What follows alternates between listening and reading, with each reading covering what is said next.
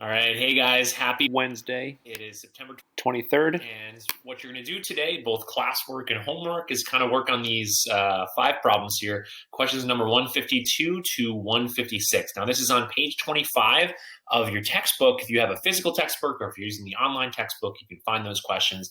And basically, we're going to have them doing, we're going to explore, we're going to investigate, we're going to do all this good stuff here on some function machine stuff. And what I said in class is that beyond this just being function machines, what you're going to learn today is something called function notation. Now, you may have never heard the word notation before, but what you see kind of at the beginning of notation, I'll underline it right there, note, right? Note, how we denote things, how we show things, how we write about things in kind of advanced math.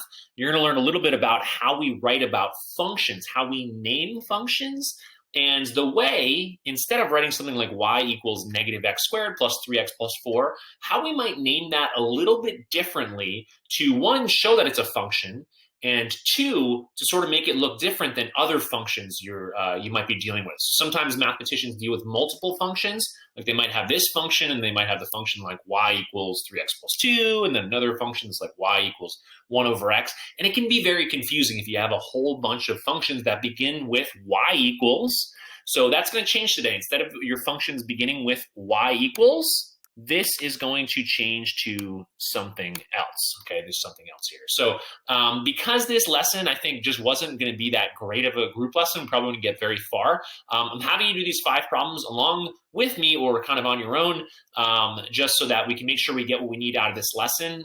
So please watch this video if you can and work on the problems. And that's your classwork homework tonight. And then tomorrow you'll have a little bit more investigation to do on the next lesson, actually pre-next lesson here. All right, in the next 2 lessons, you're going to add to your list about what you can ask about the graph of function, but we're going away from graphs for today for the most part. Throughout this chapter, you have used functions between 2 variables, like this action here, y equals negative x squared plus 3x plus 4 to make graphs and find information. Today, you will look more closely at how equations that relate to 2 variables help establish a function between those variables. And you will also learn a new notation to help represent these functions. So it's kind of a new way of writing it out just to kind of help us in the future. Question 152, how are we related? Examine the table of input x and output y values below. Is there a relationship between the input and the output values? If so, write an equation for this relationship and what family is this function? Now, I'm hoping we did this one in class so I can go through this one pretty quickly, but in case you saw it in class and found it a little bit confusing, I'm noticing a few things here. I'm going to circle them in that. Interesting. I see 8s down here. 8 here, 8 here. That's interesting.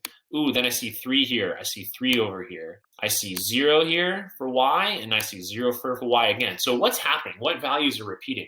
The y values are repeating as x is getting bigger right here. And look, we just have 1 point that's by itself right here. But on both sides, we have kind of the same values. So this is definitely a function that has some symmetry to the graph, has the symmetry to the graph. So over here at like positive 3, 8 would be up here on the graph. And at here, negative 3 for x, 8 would be up here on the graph. And then at 2 and negative 2, we'd be down here at positive 3. And then at negative 1, 1, and 1, we'd be at 0. And just below that, 0, negative 1, we'd be at the vertex, right? Vertex of something. So this could be an absolute value graph. This could be a quadratic graph, you might be thinking. But if you're doing guess and check with this one, you notice there's actually kind of like a pattern here. What's interesting here, and maybe you noticed, maybe you didn't notice this, well, if you're trying different things with your group, maybe you're like, well, let's try maybe like squaring all my x values.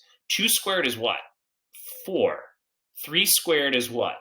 9, right? 3 squared is 3 times 3, so 3 times 3 is 9. Negative 3 squared, if we do negative 3 times negative 3, we get positive 9. So what's the relationship with the square of x and y? Well, the square of x, y is just going to be 1 lower than that here. So negative 3 squared is 9, subtract 1 is 8. Negative 2 squared is 4, subtract 1, that's 3. And there we have an input-output relationship going down here. So other things to maybe notice about the table, the point in today's class isn't the table. It's not even really getting this equation here. This was just kind of a brain teaser you work with your group problem at the beginning.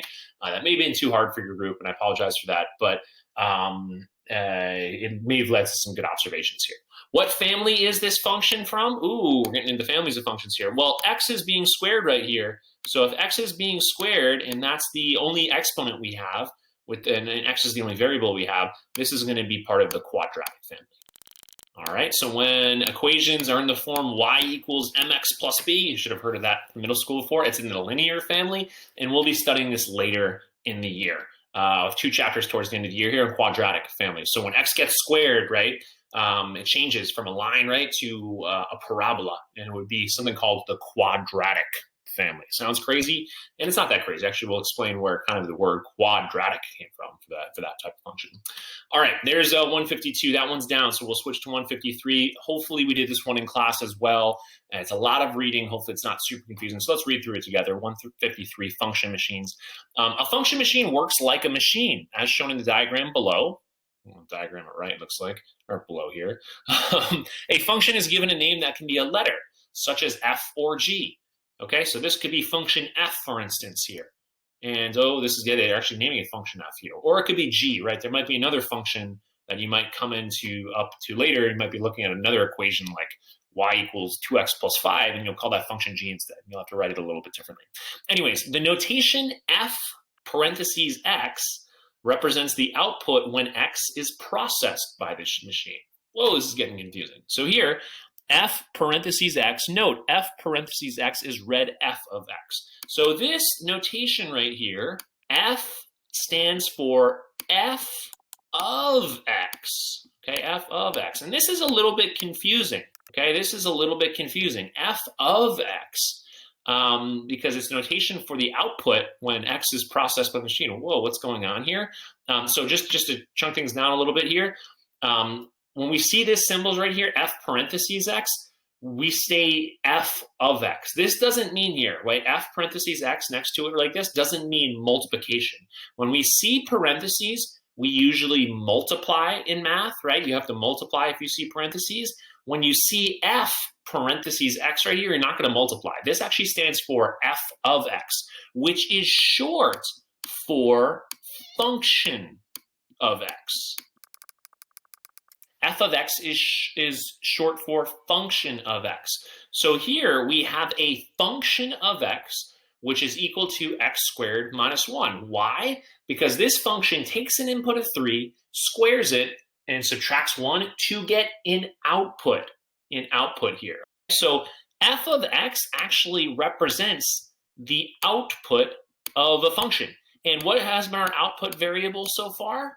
Our output variable so far has been y, right? So up here, output variable has been y. So basically what this is just saying down here is that instead of writing y, we're going to write f of x instead of y. So this is our function of x. We're going to input an x into here, and that's going to generate an output that we'll call the output of function of x, f of x here. Okay, so it's kind of confusing, but we'll get practice. You'll see it's not really that complicated here.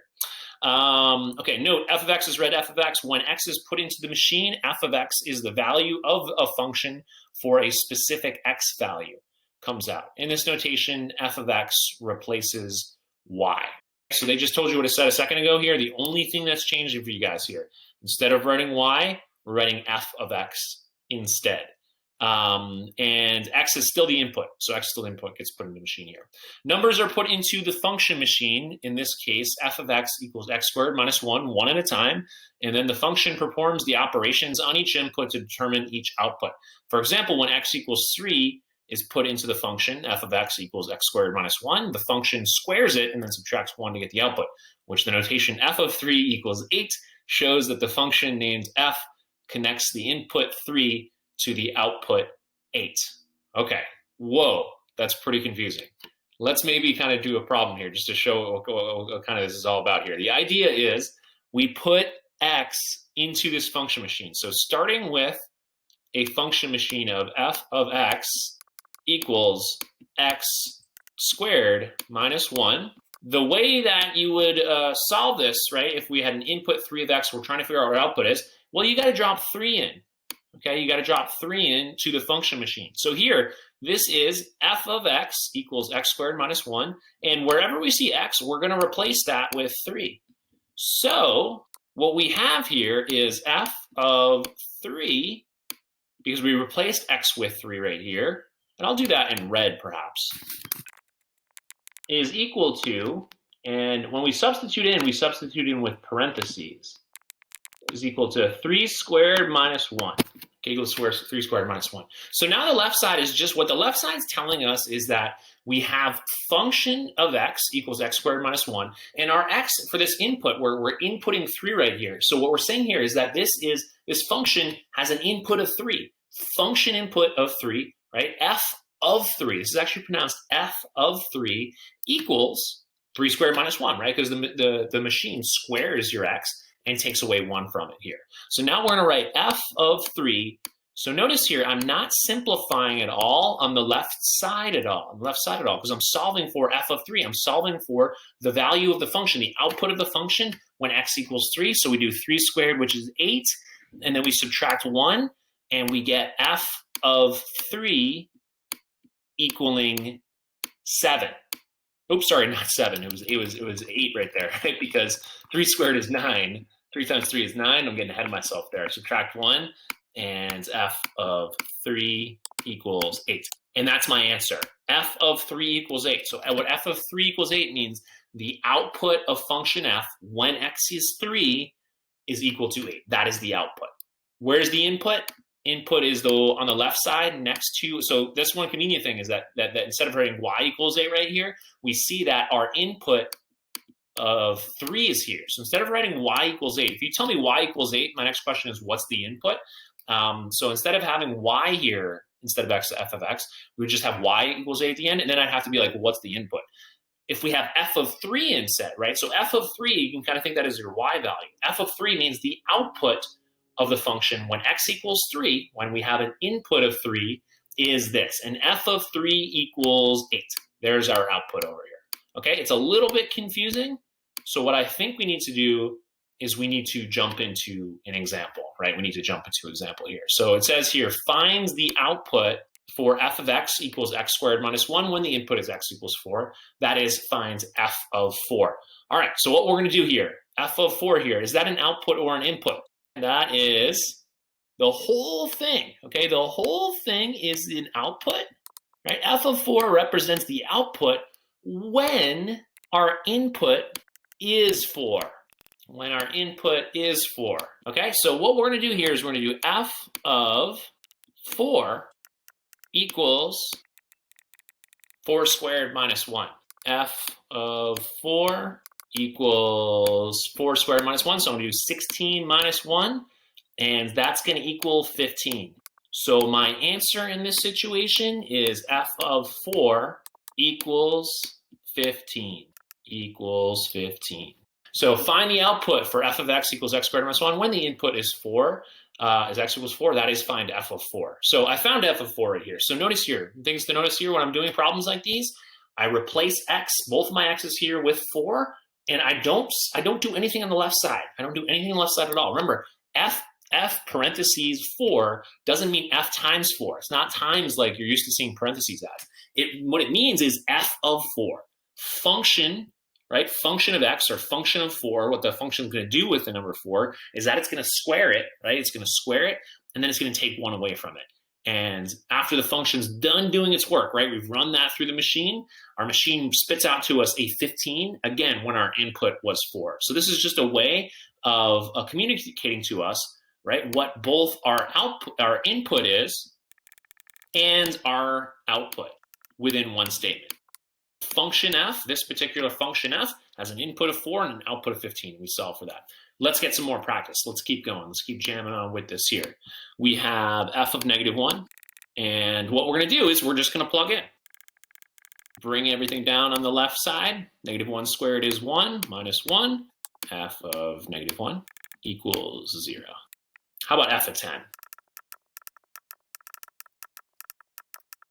All right, f of 10, do I need to do anything on the left side? Does this mean f times 10? No, it doesn't. This means function of 10, right? The function with an input of 10.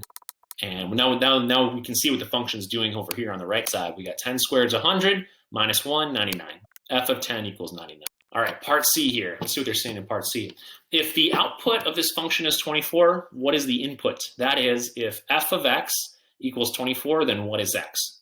Is there more than one possible input? Is there more than one possible input? Oh, interesting, okay? So remember, our function here is this. This is function f, right? Function is a series of inputs and outputs, and the inputs and outputs, we can choose what our input's going to be, and then it'll determine an output.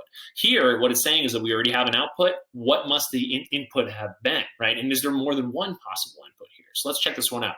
F of x equals x squared minus 1. So there we go. F of x equals x squared minus 1. So that's our function. So this one, the way they worded this is a bit different here. They said if the output of this function is 24, what is the input? So here, remember, our input is x. Okay, input is x. And in this statement right here, where does our output appear? Where are we talking about our output?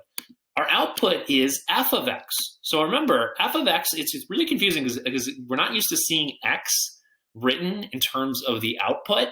But remember, f of x means function of x. It means the result of after we put x through the function. So f of x in its entirety really just represents y, right? Represents the output of this, right? Output of whatever's going to happen here.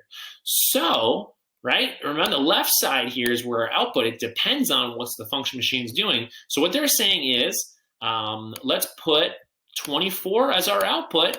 What must the input have been? And let's just check it out here. 24 equals x squared minus 1. And we got to solve for x, it turns out. So what is in the x value? And is there only one x value that would return a y output of 24? Let's check it out here. Let's go ahead and solve this here. So to solve this, right, x squared minus 1, we got to do our Pemdas rules.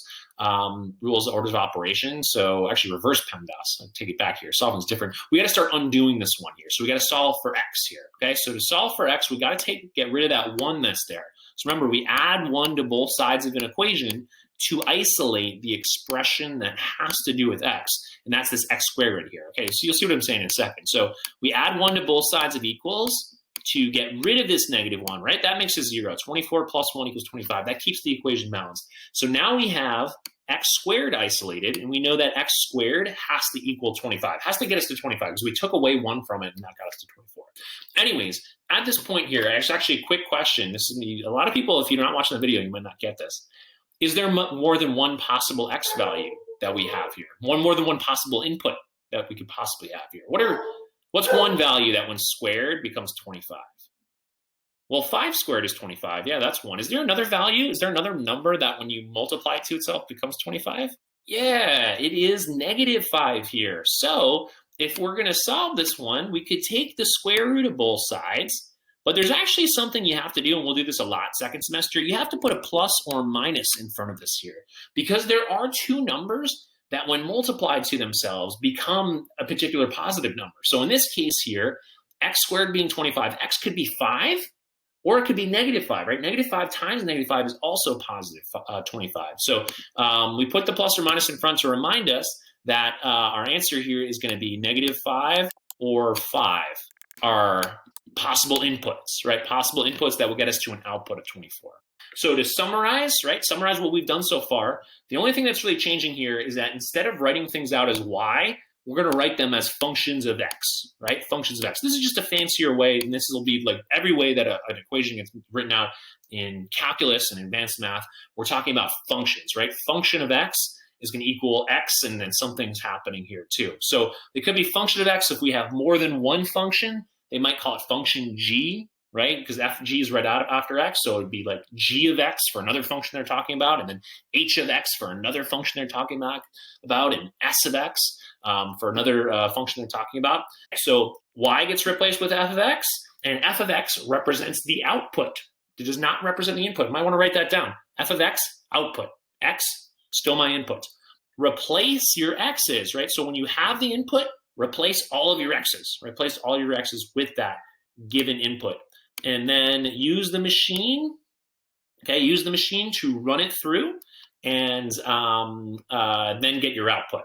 Lastly, then you can, once you get your outputs, you have those outputs. Those outputs will show you f of 4 represents the output when x is 4, and that's equal to 15. Input is the 4, but the whole thing together is the output. So let me just circle this here. I'm talking about the 4 when I'm talking about input here. And finally, if you know what the output of a machine is, you can solve for the input, yeah, sure. But if you're told this is your output, what you do is you replace this, okay? You replace the output. You replace f of x or g of x or something like that with whatever output's given to you, and then you can go ahead and solve for x here.